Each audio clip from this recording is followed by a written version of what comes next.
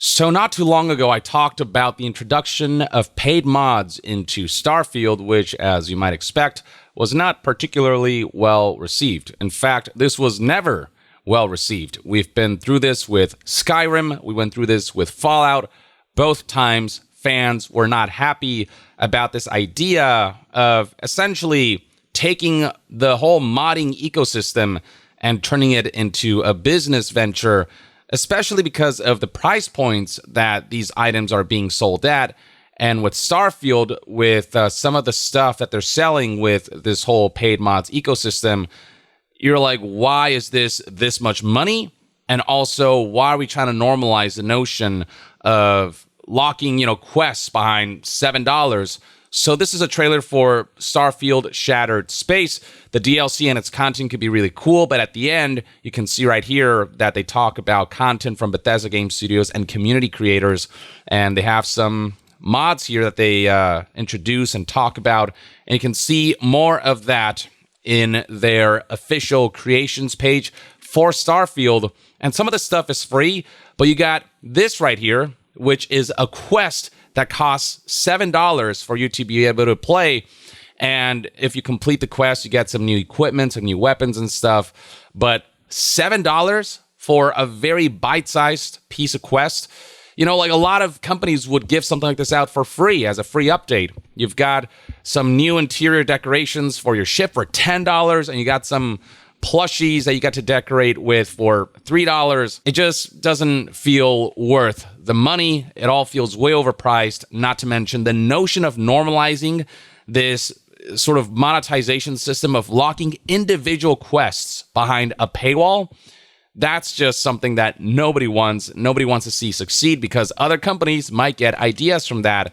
And so that's why there's been enough backlash where we have seen the recent review score for the game dip into mostly negative, 27% from 2,600 reviews. And you can see right here in this graph, the increase in the number of people who've decided to thumbs down this game.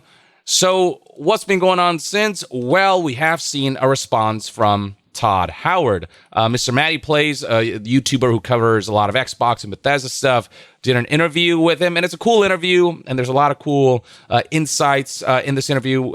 Be sure to check out the whole thing. But among the questions that were addressed was regarding the backlash of paid mods, and Todd Howard had the following to say. This was quoted by IGN just to make it easier to kind of translate in this video. It reads right here: "We hear that feedback too in regards to the criticism as far as Bethesda's pricing for creations content goes. First of all, I'll say that stuff gets priced based on things that we have done before, both in Creation Club and then Fallout 76. But the thing is, neither Creation Club and paid mods in the past, nor Fallout 76's monetization tactics and pricing have been well received. So the fact that the current pricing is being based off of that doesn't do this new model or, this model that copies the previous model any favors. It feels like they've learned nothing. They've not adjusted anything. They're just trying to replicate what came before. And that's just going to generate backlash because people didn't like what they did before." He continues, "And we're always trying to be looking at what else is out there, really make sure we're giving value to everybody. And where we're not, hey, we definitely will adjust." Now, I'd love to believe this, but I would bet you that, weeks, months down the line, when we look at the Creations Hub here, this is going to remain the same price. This is still going to be 700 premium currency, which, by the way, technically you have to spend $10 on because you can only get currency packages that, are not exactly what you need for certain purchases. But, for this purchase, for example, you need to get the $10 package to get 1,000 that you can then spend 700 with. And that's kind of another aspect of this monetization where it's just the inability to spend exactly how much money you need. The fact that you have to spend a little more because of the way the premium currency is packaged. That's another egregious element that they've decided to replicate from the past. So I'd love to believe when he says that we will definitely adjust, but I just don't get the sense that that will happen. I feel like, Todd Howard is saying what he needs to say when he's being asked a question like this to ensure that further backlash isn't activated, if you will. But down the line, it's like we'll have to hold you to it, and we'll have to see if such adjustments will be made if in the future, when you release a quest that's locked behind a paywall, which shouldn't even be a thing at all, if that stuff will be significantly cheaper, like $7 for a single bite-sized quest is ridiculous. Paid quests at all is ridiculous. But is this going to be a couple cents in the future, or is it still going to be a couple bucks, which is way too overpriced for what you get there? So I just, I don't get the sense that the words here will reflect what we'll see down the line, or at least they won't backpedal enough in terms of pricing and the pricing model of paid mods for this game. He continues, the one thing I want to say on the Trackers Alliance, that was really an attempt to something we did in Creation Club, where it would say, hey, you get this special outfit and you get this special weapon.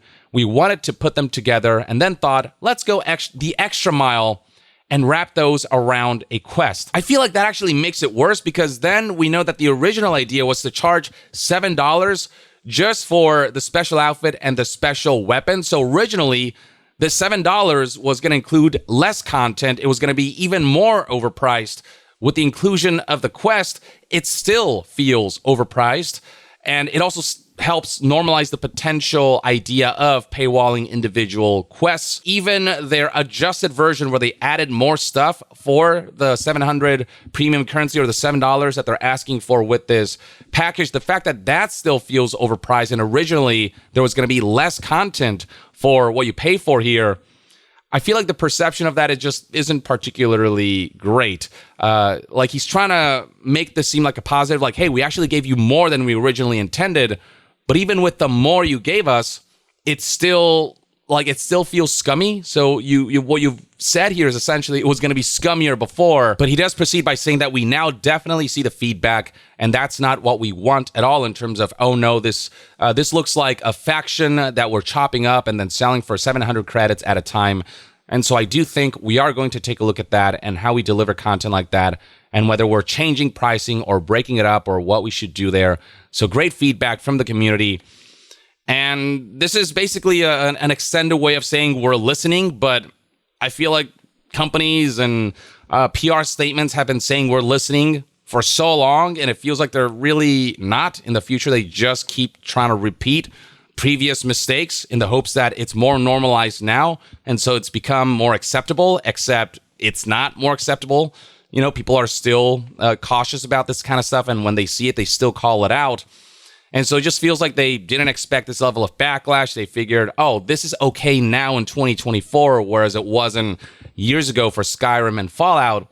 They didn't expect that people would still remember how not okay this is.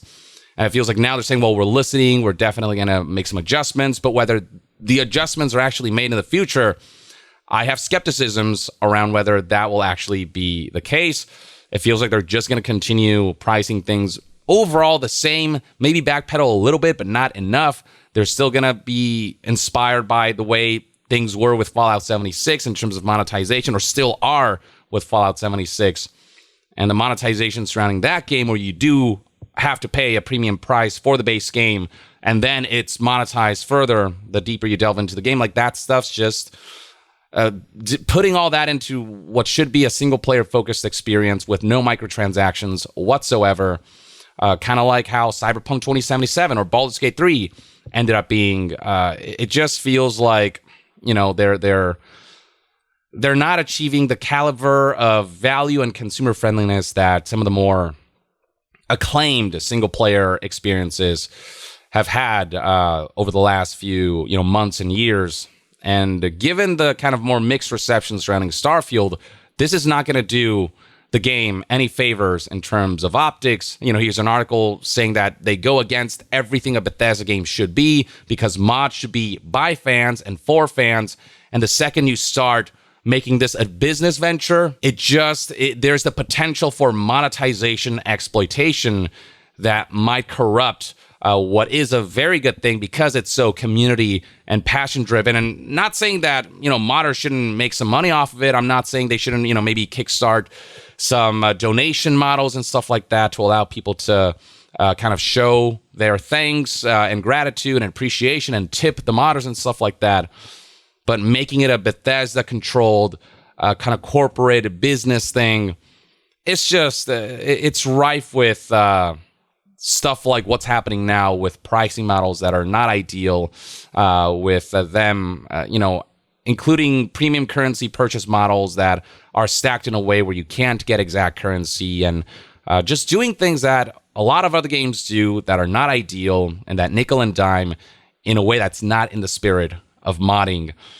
And so that's kind of the concern. And Todd Howard's response just, he responded, but I don't get the sense that he's really going to deliver much on the whole we're listening and making adjustments, or, the company as a whole. I don't think they're really going to make enough of an adjustment for those words to feel like they have some weight. But that's one man's take. Let me know in the comments below what your thoughts and opinions are on Todd Howard's response to the backlash surrounding paid mods. Was the response satisfactory to you, or did it leave something to be desired, as it did for me? Share your thoughts in the comments below, and to be further updated on all things gaming news, reviews, and discussions, stay tuned right here on Young Yeah.